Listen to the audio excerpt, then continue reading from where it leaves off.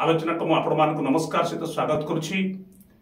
आज मु भावुची एमती एक विषय कथा हेबा जो विषयटी को आपण माने समस्ते अति संवेदनार विषय भाव में ग्रहण करि पारंते सेठी होची गोटे शब्द युद्ध। ए युद्ध केबे कहा पई शुभंकर न होई पारे, गोटे राष्ट्र पई हो किंबा गोटे जनसमुदाय पई हो। सेही विषय रे आमे आलोचना करिबा सेते बेले निश्चित भाव में आपण मानक मध्य प्रश्न उठिबो जे एभली गोटे प्रसंग को आज कहीं चर्चा भितर को आणुछंती। एइथिपाई ए प्रसंगटी को आज भावुची आमे चर्चा कले उचित हबो, जेहेतु गोटे युद्धर घनघटा एबे परिलक्षित हलाने विश्व जनसमुदाय आगे।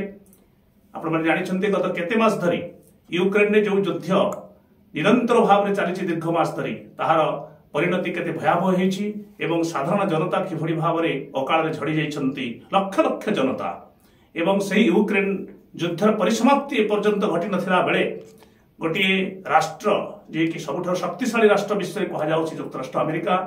से अमेरिका जेतेबेले बाचस्पति ताइवान गस्त करुछंती सेतिके बेले चीन धमकपूर्ण चेतावनी देउछि जे से देश को न जीवा पई एवं से तार समरसज्जाबद्ध सिद्धि कर दी सारलानी एवं उभय देश वर्तमान एभली स्थिति रे पहुंची छंती जहा लक्ष्य करा जाउछि कोनोसी भी समय आउ एक युद्ध हेबा को एड़ाई दिया जाय न पारे। किंतु ई युद्ध कहा पई केतेबेले शुभंकर न होई पारे। आमे कोन जातिसंघ प्रतिष्ठा करिथिले आम भितरे सौहार्दपूर्ण वातावरण तैयारी करबा पई गोटे भूखंड आउ गोटे भूखंड भितरे किभଳି भाबरे बंधुत्व स्थापन हेबो जे जो स्थान अच्छे निज निज सीमा भितर रहिले आज विश्व जनसमुदाय शांति रही पारंते।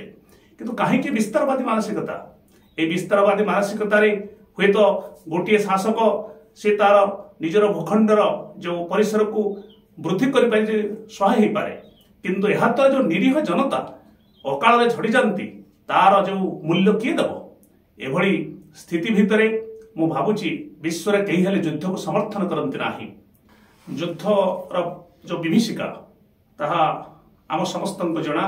आप जानिछंती विश्व युद्ध रे जो हिरोशिमा नागासाकी जो परिणति आज भी सही भूखंड रे से जो युद्धर परिणति को सह्य करुछंती सेठाकार जो नवपीढ़ी माने आसुछंती।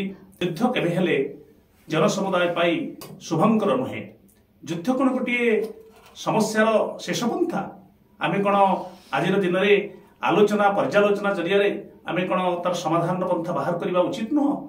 आमे जानिछंती जेतेबेले जोठी भी गोटे गोटे भूखंडर सीमा को नहीं गोटे अघोषित युद्ध हुए सेतेबेले भी निरीह सैनिक माने से जो देशर भी हंतु किभଳି भाबरे आत्म बलिदान दियंती राष्ट्र पाई। काहेकि आमे विस्तारवाद भितरे निजको शामिल करुछंती। भूखंड सबुबेले स्थिर, सीमा सबुबेले आकाश आउ जो भूखंड ये सबुबेले सबुठिको संयोग करिछि। गोटे गोटे शासन खसड़ा प्रस्तुत होता है गोटे गोटे भूखंड पाई गणतांत्रिक व्यवस्था रे, किंतु जे जोठी अछंती सेही जगह रही गले कोन चलंता नाही।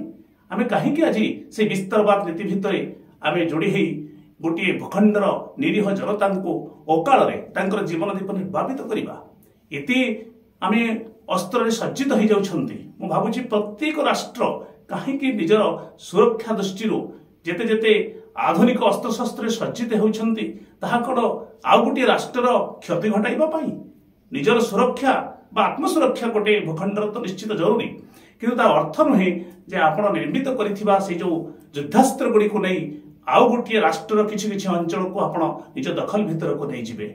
ए कथा आज जेतेबेले गोटे मौलिक प्रश्न हेछि सेतेबेले मु भाबुछि जे समस्त विश्व जेकोसी अंचल समस्ते केही भी युद्ध को समर्थन करुनाहांती। तेणु यही युद्धर घनघटा को किभଳି परिसमाप्ति करिहबो सेथिपय भाबुछि विश्वर सब स्तर अंततः बुद्धिजीवी माने चिंताशील व्यक्ति माने राष्ट्रनायक मानक पाखकु पत्र लिखिबा उचित एवं सेमाने मध्य साधारण रे निजर प्रतिक्रिया रखिबा उचित जे आमे केबे विश्ववासी चाहुना युद्ध, आमे चाहू शांति, आमे चाहू संहति, आमे चाहू भातृत्व, आमे थाऊ आमर शांतिपूर्ण स्वावस्थानर बंधन, आमे मैत्री भाव में गोटे भूखंड आउ गोटे भूखंड सह जोड़ी ही बरं निजर जो विविध विकास अच्छी शिक्षा सांस्कृतिक जीवनधारा एवं चालीचलन रे पर्वपर्वाणी रे आम भितर समन्वय आसवा दरकार। ताहाले भारत वर्ष जो महान मंत्र वसुधैव कुटुंबक उच्चारण होइछि से वसुधैव कुटुंबक नीति रे आमे प्रत्येक राष्ट्र पई निज निजर जो परिपूरक नीति रे जदि चली परिबा ताहाले युद्ध को एड़ाई जाई परिबा।